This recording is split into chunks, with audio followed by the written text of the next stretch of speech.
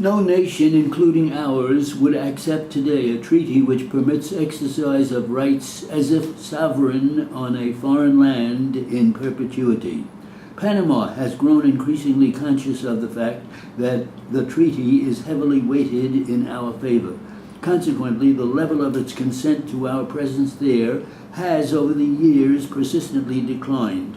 And by Panama, I mean the Panamanian people of all strata, not simply their governments. Among the aspects of the 1903 treaty which have caused this decline in consent, Panama cites the following. The United States occupies a strip across the heartland of its territory, cutting the nation in two and curbing the natural growth of its urban areas. The United States rules as sovereign over this strip of Panama's territory, the Canal Zone. It maintains a police force, courts, and jails to enforce the laws of the United States, not only upon Americans, but upon Panamanians as well. It operates on Panama's territory a full-fledged government, a government which has no reference to the government of Panama, its host. It operates virtually all commercial enterprises within the Canal Zone and denies to Panama the jurisdictional rights which would permit private Panamanian enterprise to compete. It controls virtually all the deep water port facilities which serve Panama. It holds idle large areas of land and water within the Canal Zone. The United States pays Panama but $2 million annually for the immensely valuable rights it enjoys on Panamanian territory. Finally, and perhaps most importantly, the United States can do all these things, the treaty says, forever. To these conditions, Panama objects, saying that they deprive their country of dignity, of the ability to develop naturally, and indeed of full independence. The United States attempted to respond to some of the Panamanian objections in the past. Treaty revisions were made in 1936 and 1955. But the most objectionable feature from Panama's viewpoint, the United States' exercise of rights as if sovereign in the Canal Zone in perpetuity, has remained unchanged.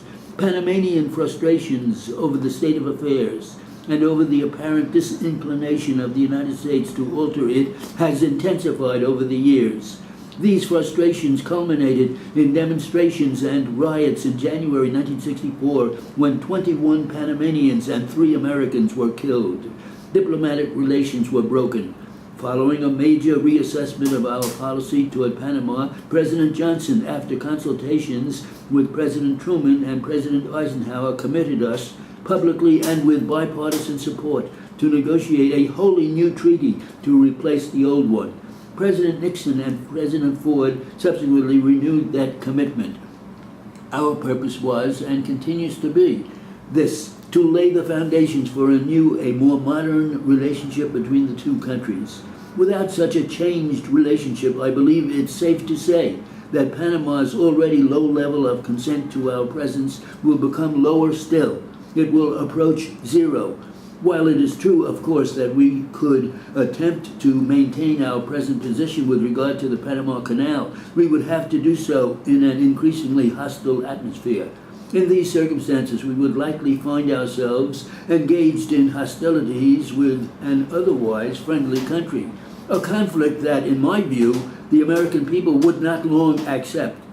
At the same time, we should bear in mind that the canal is vulnerable to sabotage and terrorist acts. We would find it difficult, if not impossible, to keep the Panama Canal running against all-out Panamanian opposition. The problem, in my opinion, simply will not go away.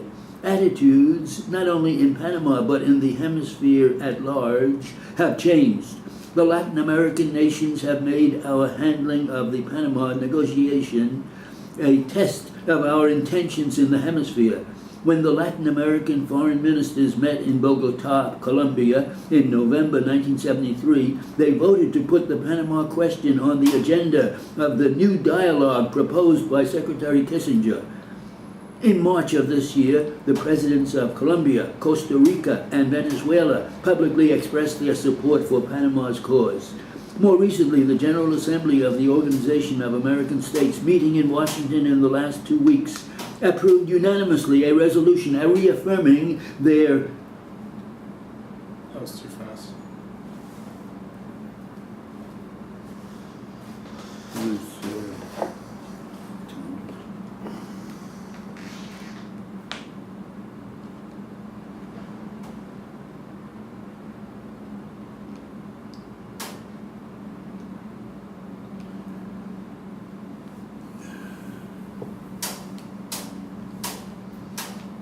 It's about 185.